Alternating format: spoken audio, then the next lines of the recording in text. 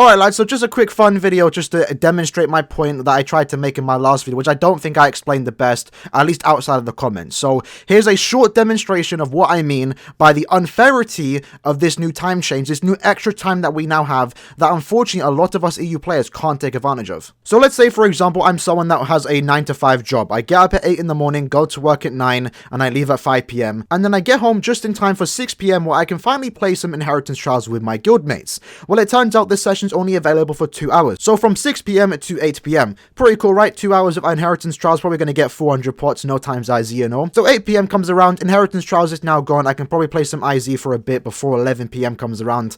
11 p.m. comes around, I have an hour to do Inheritance Trials before I go bed at midnight because I have work the next morning.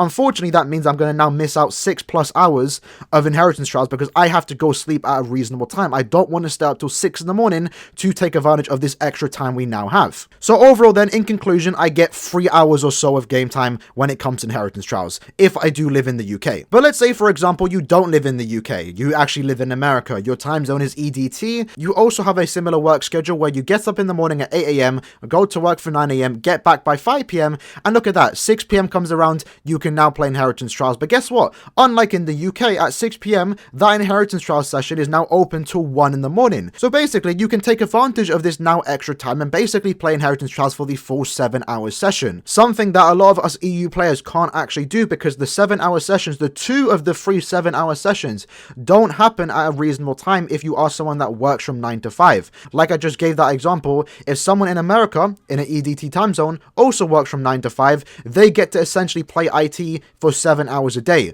We only get to play for 3 hours a day.